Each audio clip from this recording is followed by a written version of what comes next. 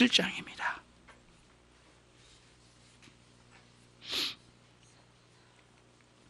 창세기 17장을 쉽게 넘어가기가 어렵네요. 자꾸 넘어갈 텐데 오늘 마지막으로 창세기 17장을 마지막으로 매듭을 짓도록 할게요. 그러기 위해서는 창세기 17장을 쭉 읽어야 되겠죠. 그래서 제가 쭉 읽어드릴 테니까 한번 들어보십시오. 창세기 17장 7절부터 27절까지 내가 내 언약을 나와 너와 내 대대 후손의 사이에 세워 영원한 언약을 삼고 너와 내 후손의 하나님이 되리라. 내가 너와 내 후손에게 너의 우거하는 이 땅 곧 가나안 일경으로 주어 영원한 기업이 되게 하고 나는 그들의 하나님이 되리라. 하나님이 또 아브라함에게 이르시되 그런즉 너는 내 언약을 지키고 내 후손도 대대로 지키라. 너희 중 남자는 다 할례를 받아라. 이것이 나와 너희와 너희 후손 사이에 지킬 내 언약이니라. 너희는 양피를 베어라. 이것이 나와 너희 사이에 언약의 표징이니라. 대대로 남자는 집에서 난 자나 혹은 너희 자손이 아니요 이방 사람에게서 돈으로 산 자를 물어나고 난 지 8일 만에 할례를 받을 것이라. 너희 집에서 난 자든지 너희 돈으로 산 자든지 할례를 받아야 하리니 이에 내 언약이 너희 살에 있어 영원한 언약이 되려니와 할례를 받지 아니한 남자 곧 그 양피를 베지 아니한 자는 내 백성 중에서 끊어지리니 그가 내 언약을 배반하였음이니라. 하나님이 또 아브라함에게 이르시되 내 아내 사레는 이름을 사레라 하지 말고 그 이름을 사라라 하라. 내가 그에게 복을 주어 그로 네게 아들을 낳아 주게 하며 내가 그에게 복을 주어 그로 열국의 어미가 되게 하리니 민족의 열왕이 그에게서 나리라. 아브라함이 엎드려 웃으며 심중에 이르되 100세 된 사람이 어찌 자식을 낳을까? 사라는 90세니 어찌 생산하리요? 하고 아브라함이 이에 하나님께 고하되 이스마엘이나 하나님 앞에 살기를 원하나이다. 하나님이 가라사대 아니라 내 아내 사레가 정녕 네게 아들을 낳으리니 너는 그 이름을 이삭이라 하라. 내가 그와 내 언약을 세우리니 그의 후손에게 영원한 언약이 되리라. 이스마엘에게 이르러는 내가 네 말을 들었나니 내가 그에게 복을 주어 생육이 중다하여 크고 그로 크게 번성케 할지라. 그가 12방백을 낳으리니 내가 그로 큰 나라가 되게 하려니와 내 언약은 내가 명년이 이 기한에 사라가 내게 낳은 이삭과 세우리라. 하나님이 아브라함과 말씀을 마치시고 그를 떠나 올라가셨더라. 이에 아브라함이 하나님이 자기에게 말씀하신 대로 그날에 그 아들 이스마엘과 집에서 생장한 모든 자와 돈으로 산 모든 자 곧 아브라함의 집 사람 중 모든 남자를 데려다가 그 양피를 베었으니 아브라함이 그 양피를 벤 때에는 99세였고 그 아들 이스마엘이 그 양피를 벤 때는 13세였더라. 당일에 아브라함과 그 아들 이스마엘이 할례를 받았고 그 집의 모든 남자 곧 집에서 생장한 자와 돈으로 이방 사람에게서 사온 자가 다 그와 함께 할례를 받았더라. 아멘.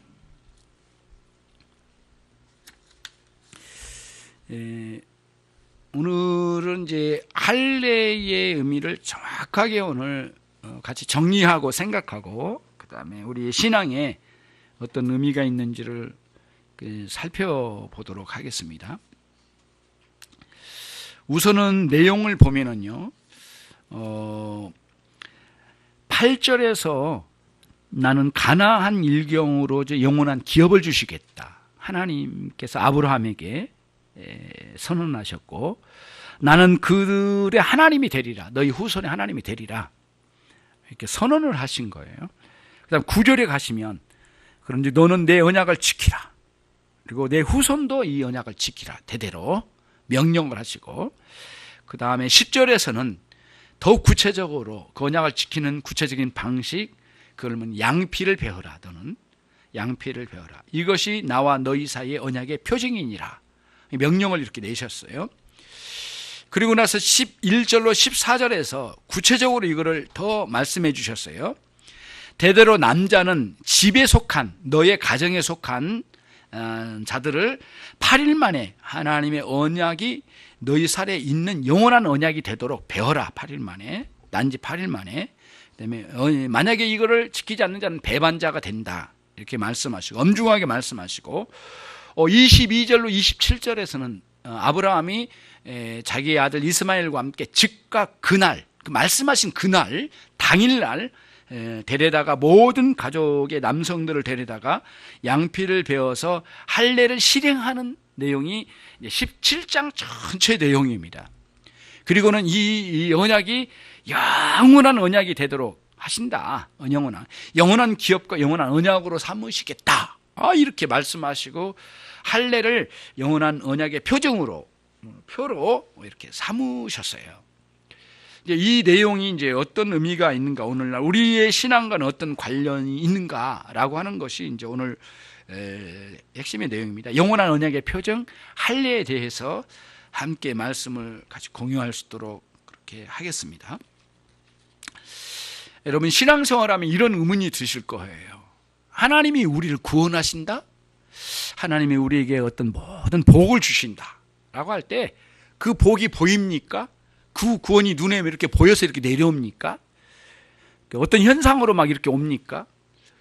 이거를 그 영적인 의미의 복과 그 구원의 은총이 이렇게 내려오거든요. 하나님으로부터 우리에게 내려온다는 거예요. 근데 가시적으로 이렇게 오셔서 우리가 막 비 오듯이 뭐가 이렇게 쏟아지고 하는 그런 것들이 아니거든요. 그러니까 이 구원과 하나님이 내려주신 이 복의 근원은, 복의 근본적인 거는 어디냐면은 우리의 영혼에 이렇게 부어주시는 구원과 모든 복들이란 말이에요. 이게 눈에 잘 안 보인단 말이죠. 이게 매우 신비하고 영적으로 이게 임하는 일들이란 말이에요. 그래서 이 문제가 이제 우리 인간으로서는 감지하기가 참 쉽지 않아요. 그래서 누가 좀 잘 됐더라, 이 정도뿐이지. 이렇게 감지가 잘 안 돼요. 누가 하나님 복 줘가지고 참 잘 되더라, 이 정도뿐이지 실제로 어떻게 구원받았는지, 그 구원이 어떻게 이루어지고 있는지, 이런 것들을 우리가 감지하고 느끼고 경험하고 알아갈 수가 없단 말이죠. 그래서 하나님은 하늘에 우리가 모르는 방식으로만 우리가 신비하게 이런 구원과 복을 다 가둬놓으신 게 아니에요. 그거를 우리 인간에게 직접 경험화 시키고 우리의 심령에 깨달아 알아 수용시켜 나갈 수 있도록 하나님 특별한 조치를 내려주셨어요. 그게 뭐냐면은 하나님이 언약이라고 하는 방식으로 찾아오신 거예요. 계약을 맺으신 거예요. 근데 철저하게 언약을 맺을 만한 자격과 능력이 우리에게는 전무예요, 전무.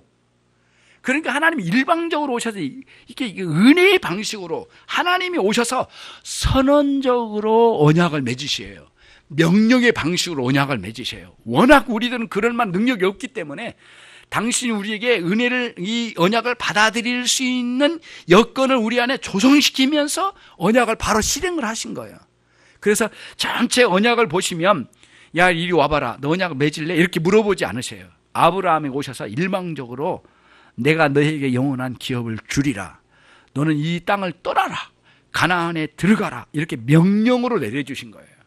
명령으로, 하나님 명령으로 내려주실 때는 두 가지 방향으로 생각을 해야 됩니다. 하나는 뭐냐면 인간들에게 별로 그 명령이 의미 없이 흩어져 버린 경우가 하나 있어요. 또 하나는 뭐냐면 하나님의 명령이 우리 안에 열매로 맺혀질 때가 있어요.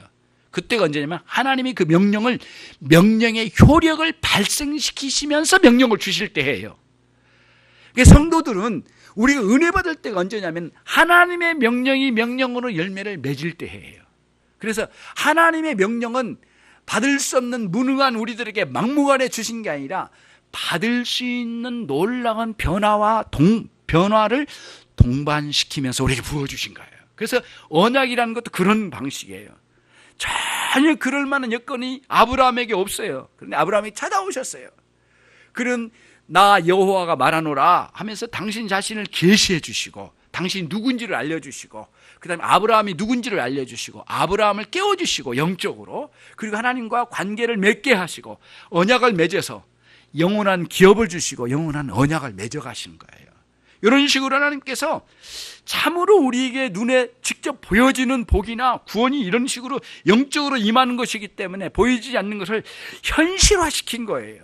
복과 우리의 만복과 구원을 현실화시켜 주시는 첫 번째 조치가 뭐냐면 언약을 맺으신 역사라는 거예요. 그래서 언약이 중요한 거예요. 그래서 구약의 이 언약을 옛날 언약, 새롭게 우리 주님 오셔서 새롭게 왕성하게 맺어주신 것을 새 언약, 그래서 새 언약의 피를 받아라 말씀하시고 성찬을 우리에게 허락해 주셨어요. 그래서 전체의 내용이 진리의 말씀은 옛날 언약과 새로운 언약으로 구성되어서 구약과 신약으로 엮여져 있는 거죠. 그래서 여러분, 우리가 신약 성경을 따로 가지고 다니는 것은 성경적인 방식은 아니에요. 사실은 항상 구약과 신약은 같이 붙어 있는 게 진짜 성경적이에요. 이게 오늘 우리가 이제 66권을 같이 가지고 다니는 거예요. 그래서 구약과 신약이 상호 연결되어 있는 것이죠. 언약의 방식으로 우리들에게 당신과 우리 사이에 관계를 맺어주셨어요. 관계를 맺어주신 거예요.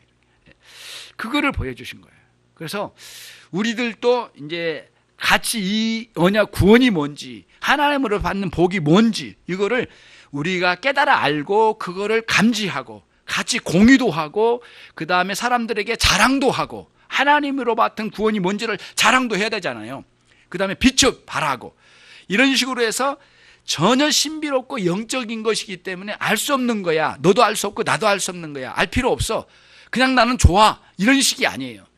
정확하게 구원이 무엇인지를 알려주신 거예요. 그거는 언약의 말씀으로 풍성하게 깨닫게 해주신 방식으로 우리 가운데 허락을 해주신다는 거예요. 그게 이제 오늘 내용 그거죠. 그러면은 이제 언약을 맺으셔서 우리에게 당신의 구원과 은총을 이렇게 내려주시는데, 근데 언약을 내려주시는데 이 구원과 수많은 복들, 하나님의 복을 내려주실 때 반드시 은혜를 흘려내려 주신 방식으로 주셔요. 그러니까 구원과 하나님의 복을 우리가 하나님께 있는 걸 우리가 가지고 쟁취하는 게 아니에요. 쟁취하는 방식의 종교는 타 종교에 많아요.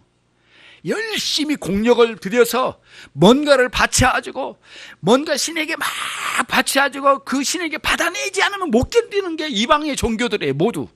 그런데 하나님, 우리 기독교의 신앙은 정반대예요. 너희는 받을 자격도 없고 너희는 받을 능력이 없다. 받아낼 능력이 너희들에는 없다. 그러니까 일방적으로 내가 너희들을 안다. 내가 너희를 불쌍히 여겨서 내가 너희에게 부어주신다. 그래서 선물의 개념이 이 구원과 복에 들어와 있는 겁니다. 기독교의 신앙의 구원과 복은 모두 선물의 개념이에요. 선물은 내가 값을 지불해서 받는 게 아니잖아요. 그건 거래잖아요. 바로 값을 지불하지 않고 일방적으로 그분이 나에게 준 거예요. 이게 선물이에요. 그렇죠? 그럼 그 선물을 우리가 누리는 거죠.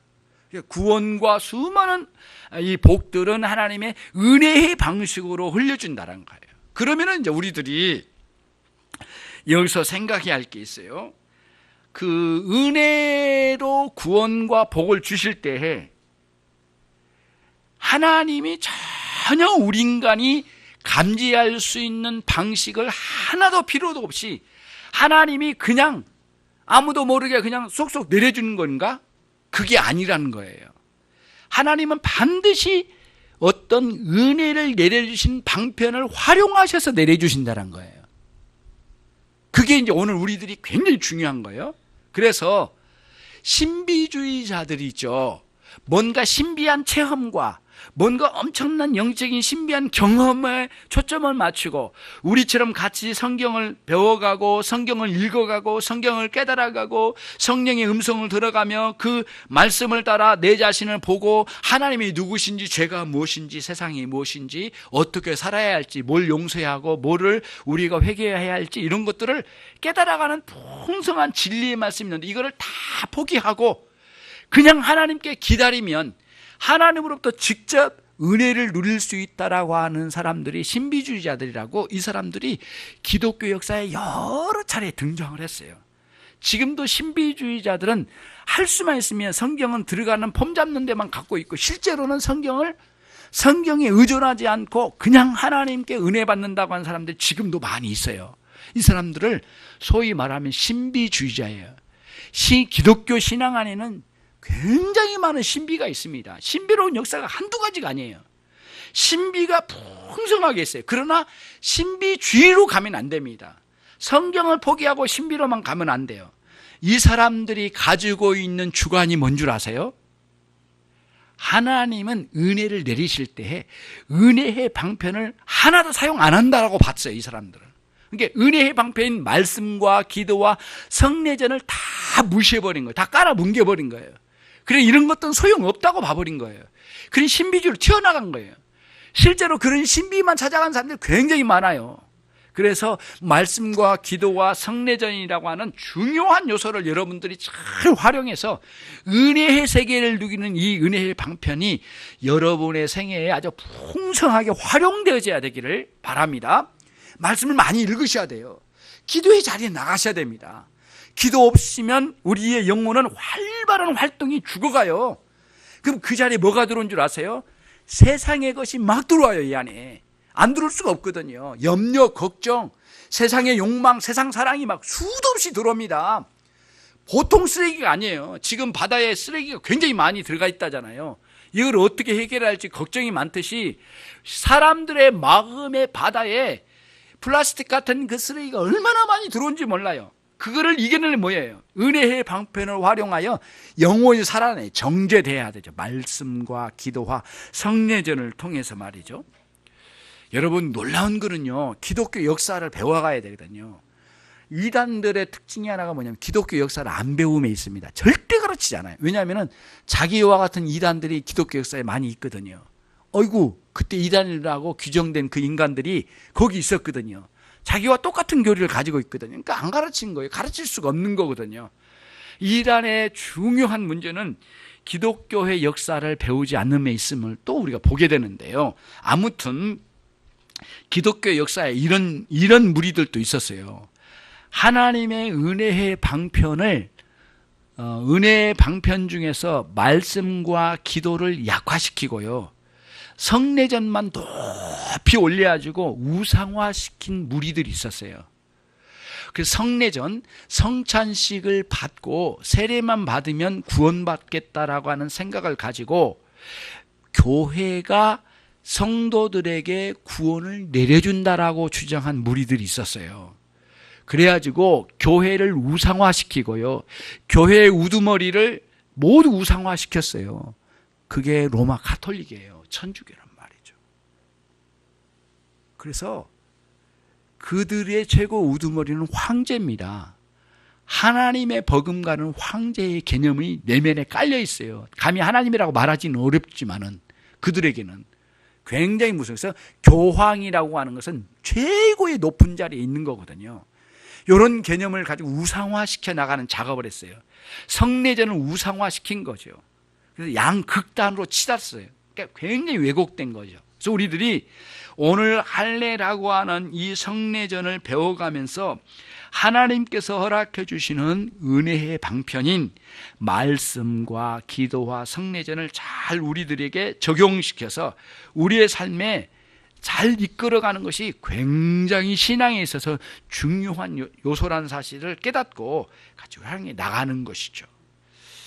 자, 그러면은 이런 거예요. 그 성찬과 세례는 이게 지금 이 성찬과 세례는 이 할례를 배우기 전에 이걸 먼저 이야기했는데, 성찬과 세례는 먼저 믿음이 있는 성도들에게 베푸는 것입니다. 만약에 믿음이 없는 사람에게 세례를 베푼 것은 잘못된 것이죠. 그 다음에 믿음이 없는 사람에게 성찬은 주어지지 않는 거죠. 하지만 말씀은 다릅니다. 말씀은 전혀 믿음이 없는 사람에게도 복음을 전해야만 하고, 전할 때에 성령께서 그 말씀을 도구로 그 영혼에게 놀라운 회개를 일으키는 역사가 일어나요. 그러니까 불신자에게도 말씀이 적용될 수가 있어요. 그러나 불신자에게 세례와 성찬은 적용할 수가 없어요.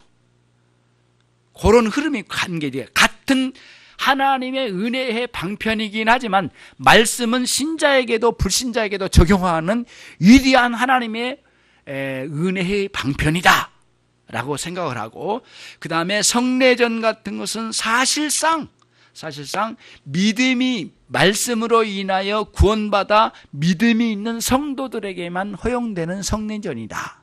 그럼 기도는 뭐냐? 기도는 말씀의 은혜가 있을 때 뒤따라온 은혜예요.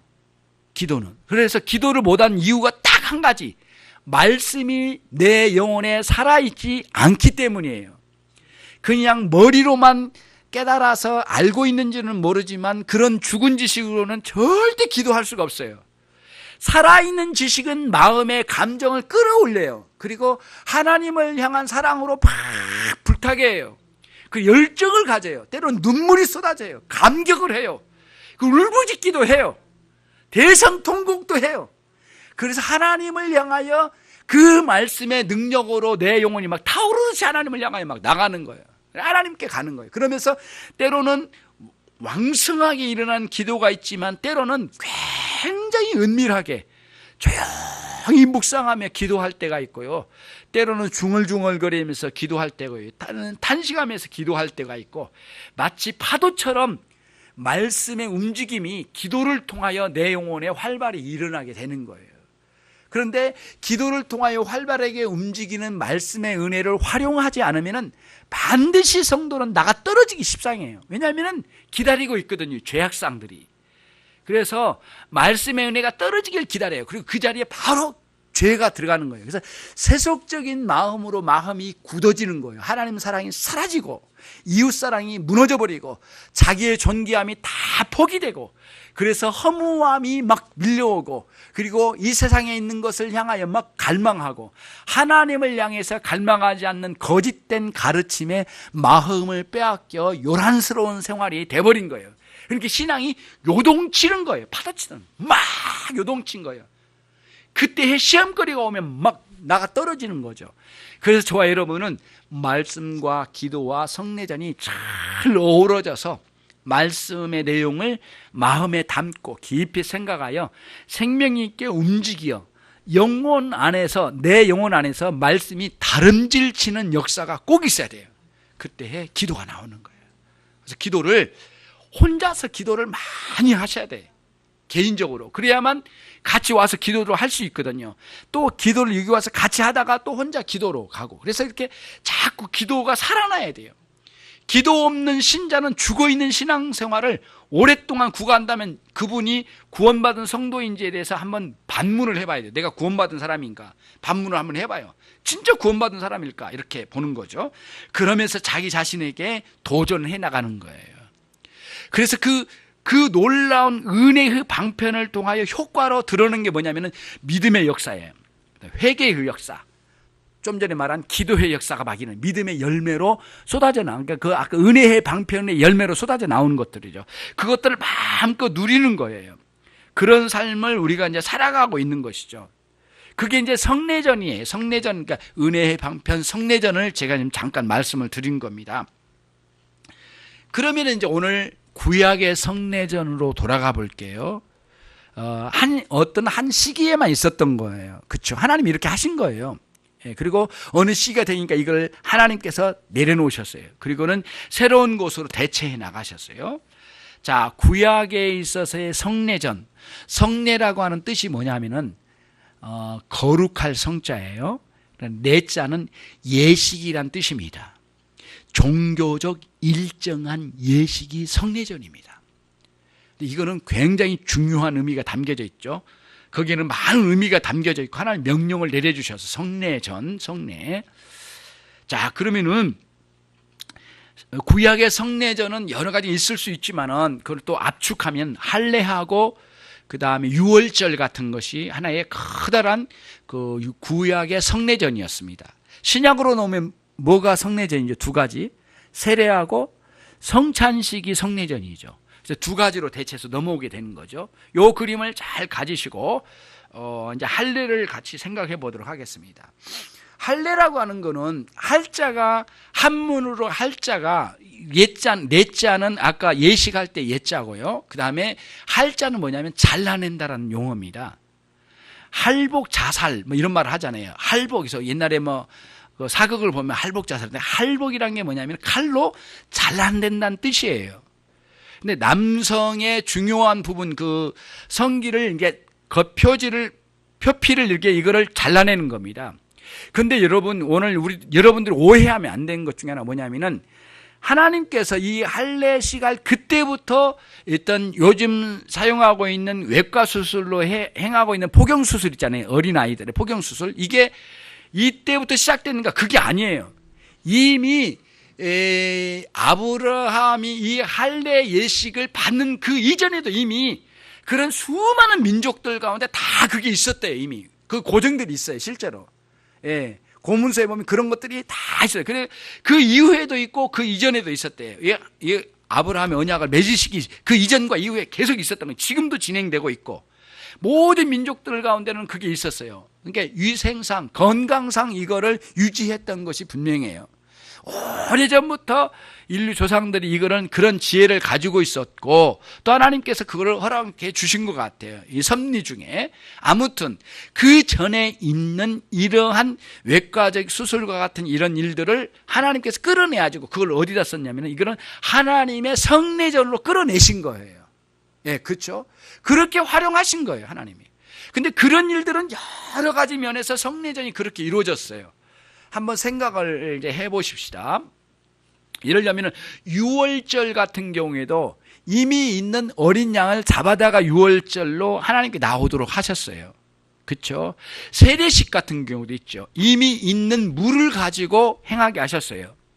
그 다음에 성찬식도 보면 이미 먹고 있고 이미 누리고 있는 빵이나 포도주를 가지고 이 성례식으로 끌어내신 거예요. 그러니까 이미 있고 우리가 누리고 있고 손만 뻗으면 가질 수 있는 그 여건에 있는 것을 하나님 끌어와서 그걸 가지고 하나님께서 언약을 맺으신데 하나님의 의미를 담아내신 거, 하나님의 구원의 역사, 하나님의 모든 복을 내가 너에게 주겠다고 하는 선언적인 언약을 표시로 주신 거예요.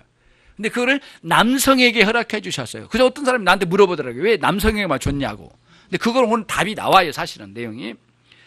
그렇게 주셨는데 이런 할례를 통하여 이제 그 어린아이의 중요한 부분을 잘라낼 때 얼마나 아프겠습니까? 엄청 아주 극단적으로 아픈 상황이 온 거예요. 그런데 옛날에는 이런 칼들이 발전하지 않을 때 돌로 된 칼 있잖아요.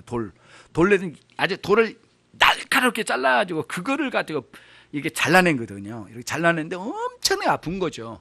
마취 같은 이런 게 뭐 있지도 않을 테니까 막 엄청나게 아프죠. 고통스러운 거죠. 근데 나와가지고 8일 만에 할례를 이렇게 실행하도록 명령을 하셨어요. 근데 여기에 이제 이런 면이 있습니다, 여러분. 할례를 8일 만에 한 이유가 이제 이것과 있어요. 레위기서에서도 등장한 내용인데요. 이런 내용이에요. 이제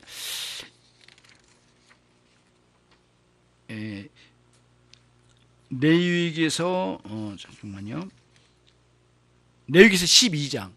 레위기서 12장을 중심으로 이런 내용이 나와요. 너희는 여인이 아이를 출산하면 출산한 날로부터 7일 동안은 그 산모가 건강한 상태를 유지해 가면서 정결의식을 지내라 이렇게 명령이 나와요. 몇 일이요? 7일 동안. 근데 그 정결의식이 어린아이를 낳은 산모인데 어린아이와 함께 포함된 정결의식입니다. 그 다음 8일째 할례를 집행하는 거예요. 이게 무슨 뜻이에요? 정결의식을 진행하고 난 다음에 할례식이란 뜻이에요. 그래서 8일이에요. 그러면 결국에는 여성도 사실상은 뭐예요? 정결의식을 걸쳐가는 거예요. 하나님의 언약의 관계 속에서.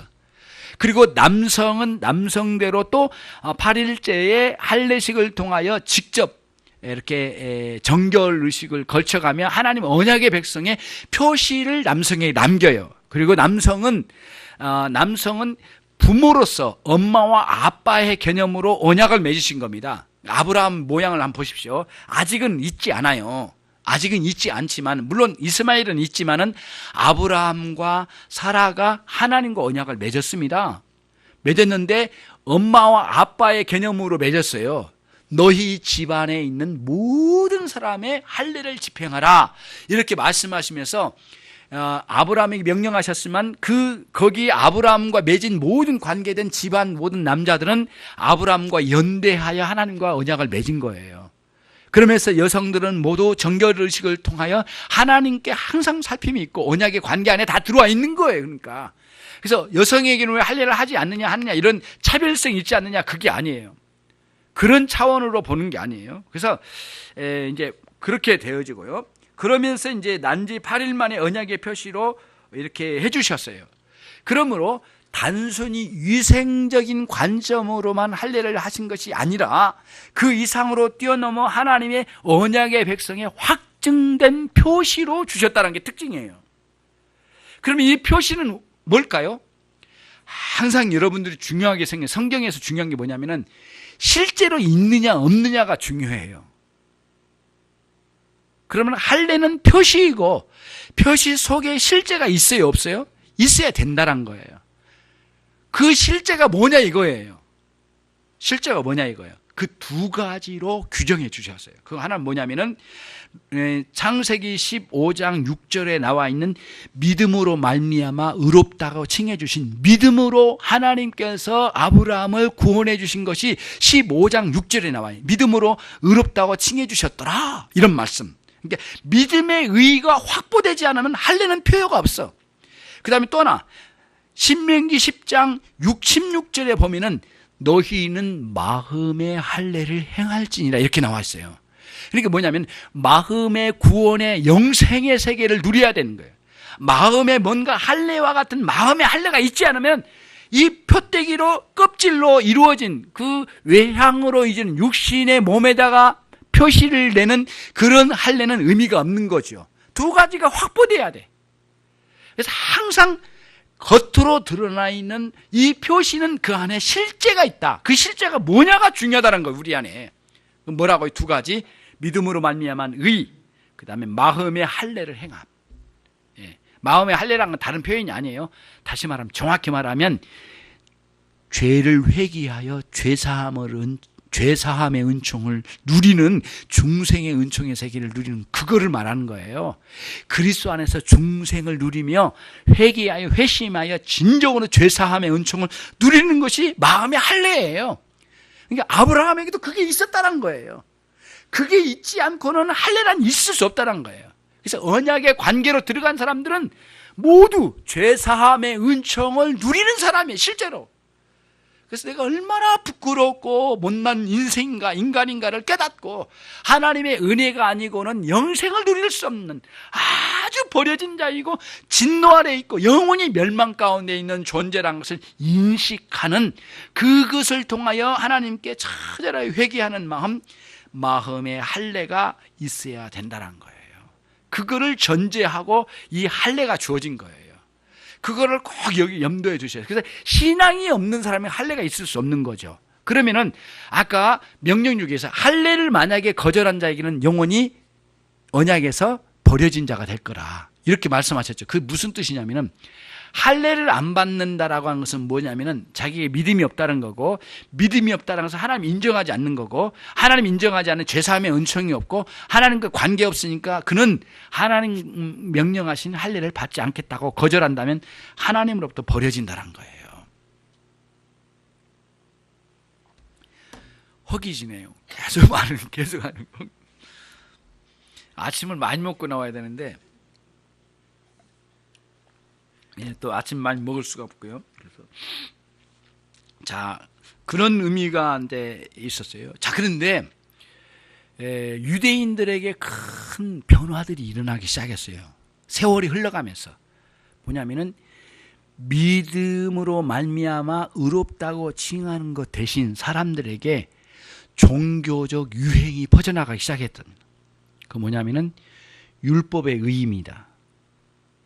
율법을 지켜서 의롭다고 인정받는 신앙의 방식을 사람들이 좋아하기 시작했어요. 그 유대인들이 가진 율법주의입니다. 굉장히 무서운 거예요. 율법주의의 그 안에 있는 아주 근저에 있는 숨어있는 의도가 뭔 줄 아세요?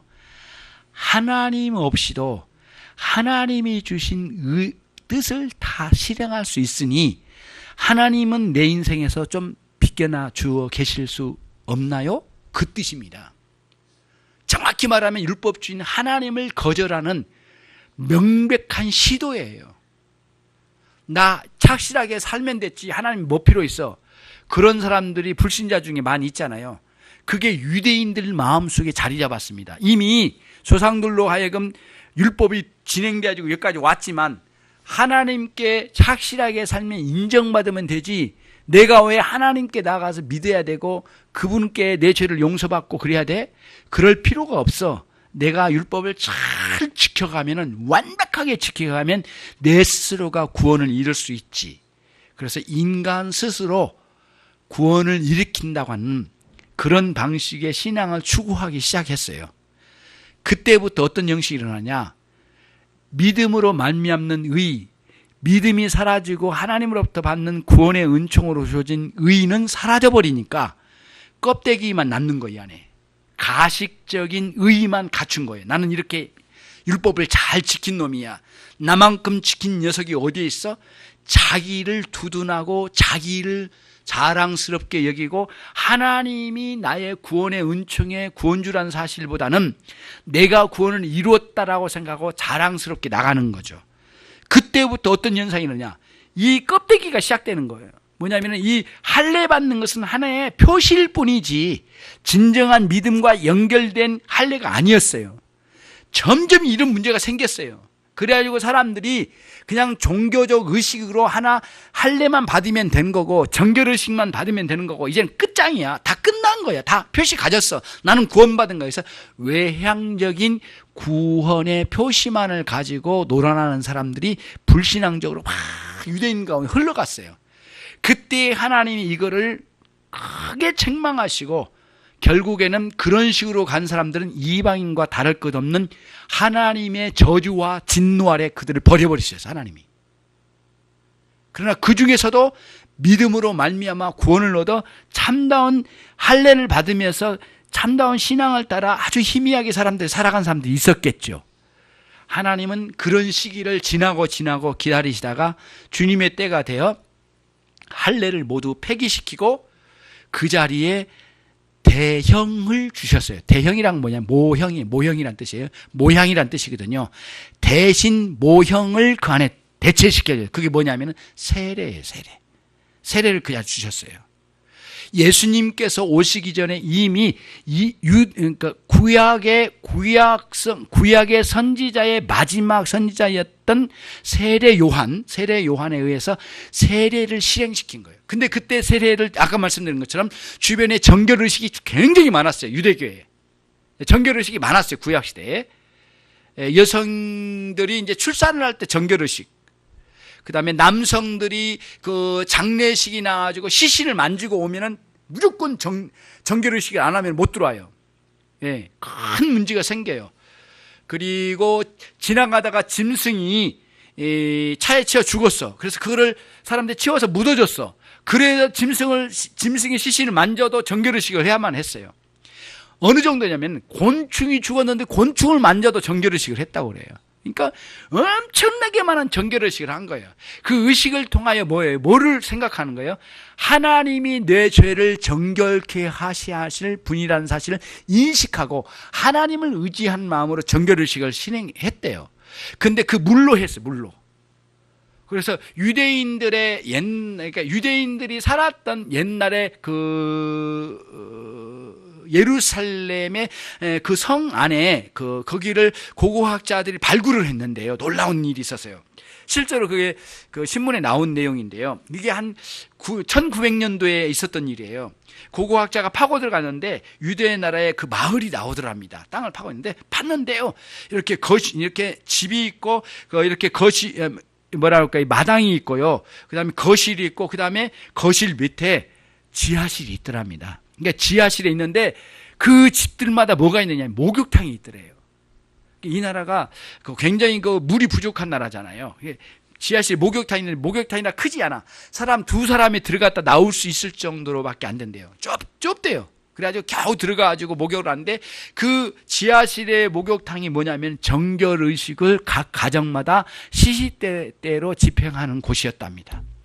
그래서 그게 굉장히 정결의식이 많았어요. 하나님께서 그 정결의식 중에 하나를 딱 택해하여 뭐예요? 세례 요한을 통하여 세례를 집행하도록 그랬어서 구약에 있는 할례를 폐기시키고 그 대형으로 세례를 내려주신 것이에요. 그렇게 내려주신 거예요. 그러면 이제 이런 놀라운 구원의 은총을 하나님께 믿음으로 말미암아 구원의 은총을 우리에게 주셔서 할례를 받게 하심으로 그 속에 우리들을 이제 참으로 언약의 백성인 표를 주셨어요. 문제는 이제 그 다음이에요. 할례라고 하는 것은 마음에 할례 받지 않은 할례가 아니라고 말씀을 드렸고요. 그리고 할례라고 하는 것은 진정한 의미에서는 뭐냐면 자신 안에 있는 죄를 잘라내는 작업이에요. 근데 특별히 여러분 이런 거를 염두에 두셔야 돼요. 왜 하필이면 남성의 어린아이의 그 성기의 표피를 잘라내면서 이거를 실행하셨을까의 문제예요. 상당히 메시지가 여기 담겨져 있습니다. 뭐냐면은 인간의 죄악의 성적인 기능, 생식의 기능 안에 죄가 굉장히 만연해 들어와 있대요. 인간 안에. 특별히 생식의 기능, 성생활 속에 굉장히 많은 죄가 들어온 거예요. 그리고 이 성생활에 관련돼서 그러니까 여러분이 오해하면 안 됩니다. 성생활 자체가 결혼하여 합당한 성생활 자체가 죄라는 말은 아니에요. 그 합당한 이 성생활 안에 끊임없는 죄가 들어온 거예요. 생각, 마음, 실행, 유혹, 세상에 많은 흘러가는 사람들의 생각들, 마음들, 문화의 형태, 수많은 곳에 이 성생활에 관련된 죄가 엮여져 있는 거예요. 하나님이 여기에 메시지를 주신 거래요. 너희는 죄를 이와 같이 단절하지 않으면 거룩한 백성으로 그 능력을 나타내며 살 사람은 한 사람 없다. 반드시 그 죄를 너희 안에서는 잘라내야만 되느니라 라고 하는 메시지가 이 안에 담겨진 거래요. 의미적으로. 그러면 오늘 오해하면 안 돼요. 성생활 자체가 죄라기보다는 합당하지 않는 성생활로 끌고 가는 유혹이 있다는 거예요. 이게 결혼 전에도 성적인 유혹이 있고 거기 빠지고 놀아나고 한 번 빠지면 헤어날 수 없고 마약과 같이 막 흘러가는 거예요. 허우적거리는 거예요. 그러니까 거기서 오는 또 죄책감이 엄청나게 강하게 임해요. 그러니까 성적인 문제로 인해서 죄에 빠지면 엄청난 중압감이 와요. 거기 어떤 사람 막 자살도 해요. 헤어나오질 못해가지고.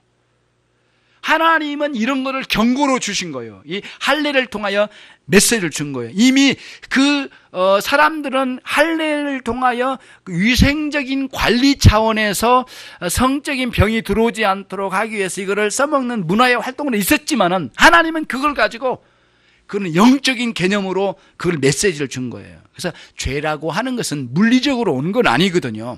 죄라고 하는 것은 형이상학적이에요. 철학적이고 영적인 역사예요. 근데 우리 안에 죄가 역사하지만 죄는 안 보여.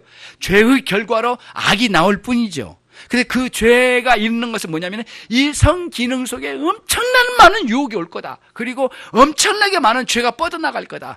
너는 이거를 경각심을 가지고 너의 죄를 다스려서 죄와의 싸움을 끊임없이 해라. 그래서 잘라내야 된다는 거예요. 그래서 마음의 할례라고 하는 것은 여러분 안에 죄가 역사하는 것을 잘라내야 되는 거예요. 이렇게 확 잘라내야 돼요. 무찔러야 돼요. 그걸 거부해야 돼요. 그리고 이걸 혐오감을 느끼고 이걸 밀어내야 돼요. 그리고 죄와 싸우는 역사가 일어나야 돼요. 예. 그거를 에베소서 6장 10절 18절까지는 뭐냐면은 전신갑주를 취하여 영적인 싸움을 해라고 했어요. 그렇게까지 표현을 해요. 영적인 싸움이 얼마나 왕성하게 일어난지를 보여준 것이죠. 그래서 이 성적인 문제로 엄청나게 많은 사람이 멸망했어요. 죽은 사람도 한두 명이 아니야. 1년에 한두 명이 아니에요. 수백 명, 수천 명이 이 세상에서 이런 문제로 막 죽어 나가 떨어져요. 이 죄의 문제, 특히 성적인 죄의 문제와 연관된 것도 굉장히 많고, 죄로 인해서 날마다 죽어가는 게 숫자가 태어난 숫자 이상으로 굉장히 많아지죠. 예. 그런 것을 염두에 두는 아주 하나님이 굉장히 은밀하게 이것을 상징적으로 보여주셨어요. 자, 그러면은 문제는 뭐냐면은 골로새서를 한번 가보겠습니다. 골로새서, 신약성경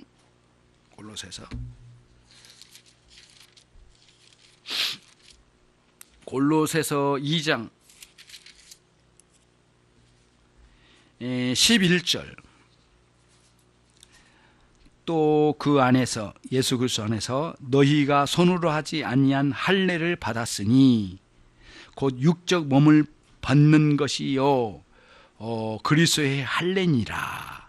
너희가 세례로 그리스도와 함께 장사한 바 되고 또 죽은 자들 가운데서 그를 일으키신 하나님의 역사를 믿음으로 말미암아 그 안에서 함께 일으키심을 받았느니라. 이렇게 말씀하셨어요. 이 무슨 뜻이냐면은 저와 여러분이 할례를 받았대요. 어디서? 그리스도 안에서. 어디에? 마음에. 영적인 의미로. 그럼 그 무슨 뜻이에요?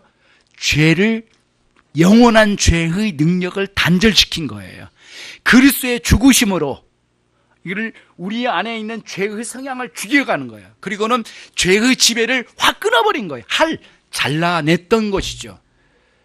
그거를 요새 임대해 줍니다. 그래서 여러분, 신약의 성도들은 모두 구약의 할례를 진정으로 다 할례를 받은 사람이 남녀간에 다 받았어요. 그리스도께서 우리 안에 죄성을 끊어버렸으니까. 그거를 염두에 두고요. 또 하나, 이제 우리들이 반대로 가요.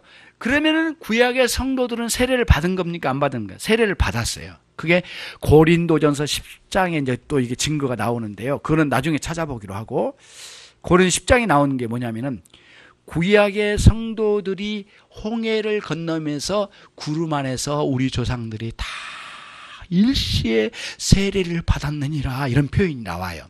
무슨 뜻이에요? 하나님의 위대한 구원이 그 안에 있었다는 거예요. 그러면 이제 우리들이 구약의 할례와 신약의 세례가 일치된 하나가 있어요. 뭐냐면 그리스도 안에서 이루어진 거예요. 다. 구약의 할례나 신약의 세례가 그리스도 안에서 이루어진 구원의 역사예요.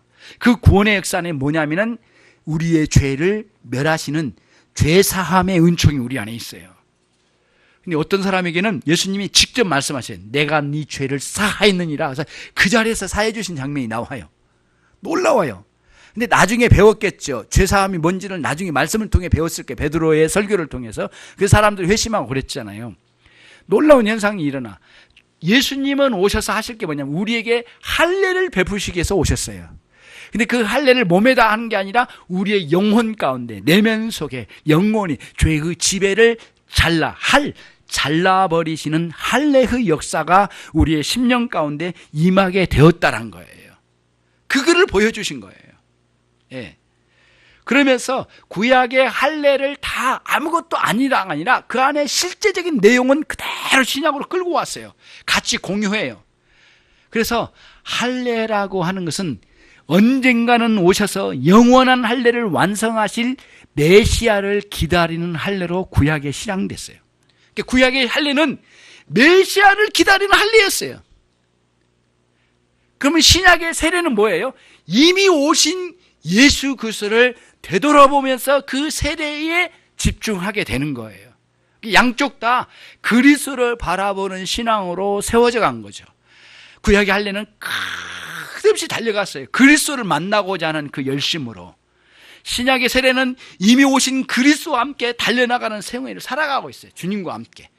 예, 그러면서 내 안에 들어오는 죄의 유혹에 대한 단절, 싸움, 맹렬한 싸움에서 물러서지 아니하고 그리스도께서 이 죄를 사멸시키신 위대한 역사를 깨닫고 알며 또 우리가 하나님께 우리의 죄를 토설하여 회개할 때에 우리 주님이 그런 죄를 다 단절시키고 이기시는 위대한 역사가 이루어지는 것을 구약의 할례의 정신에서 가져와 신약의 세례해서 왕성하게 드러난 위대한 역사를 보여주셨어요. 할례에 은혜가 없다는 게 아니에요.